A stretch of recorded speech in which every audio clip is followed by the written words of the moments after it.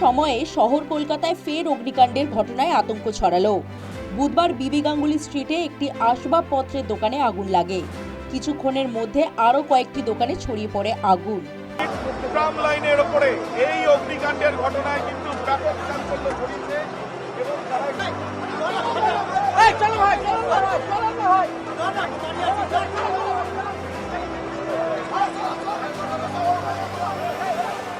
হ্যাঁ, আমরা এই দোকানে কাজ করি। এই দোকানকার থেকে আমি মাল দিই, আমার অ্যাক্রিলিক প্লাস্টিক দিই এই দোকানদারকে।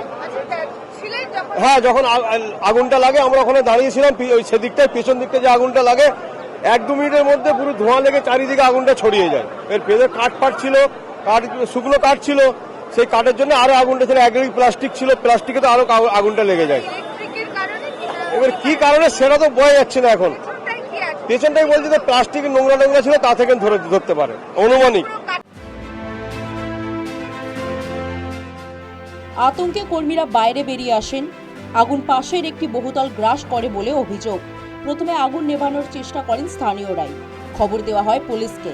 ছুটে আসে দমকলের বেশ কয়েকটা ইঞ্জিন। বেশ কয়েক ঘন্টার চেষ্টায় আগুন নিয়ন্ত্রণে এলে হাফ ছেড়ে বাঁচেন স্থানীয়রা।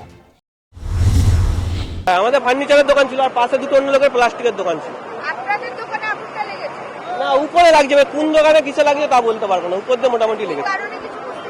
না, কি কারণে বুঝলাম। অভিযোগ করবো, সবাই তো ট্রেড লাইসেন্সে ব্যবসা করে, কাকে অভিযোগটা করব? আর আমাদের দেখুন, এটা আগের বারও একবার আমরা ক্ষতিগ্রস্ত হলাম, এখানে বোম ব্লাস্ট হলো, পুরোটা উড়ে গেছিল। তখন কোনো সাহায্য আমরা সরকারের পাইও নি। আজও আগুন লেগে গেল। আমাদের যা জীবনে, সারা জীবনে সব শেষ হয়ে গেল। কত টাকার ক্ষয়ক্ষতি? প্রায় 1-1.5 কোটি টাকা।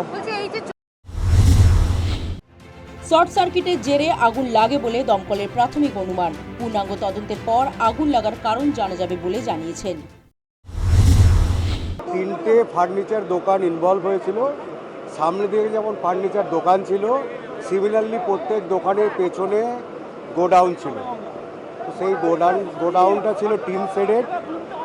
তো 3টের মধ্যেই আগুন লেগেছিল এবং 3টাতেই আমরা চারিদিক থেকে ঢুকে যাতে স্প্রেড না করে আগুন, ওর মধ্যেই আমরা সীমাবদ্ধ রাখতে পেরেছি। এবং সামনের যত ছিল অনেক কিছু মালই সেভ করে দেওয়া গেছে এবং সেটা অন্য জায়গায় স্প্রেডও করেনি। এখন আগুন পুরোপুরি কন্ট্রোল। আমরা শুধু এখন ওই ড্যাম্পিং ডাউন আর টিন সেট পড়ে গেছে, ওটা সরিয়ে ওটা সার্চিং চলছে। গত সপ্তাহে পরপর বেশ কয়েকটি অগ্নিকাণ্ডের ঘটনা ঘটে কলকাতায়। 7ই জানুয়ারি আনন্দপুরের নোনাডাঙ্গায় একটি বস্তিতে আগুন লেগেছিল, কিন্তু তারপরেও প্রশাসন সতর্ক না হওয়ায় উঠছে প্রশ্ন। News time.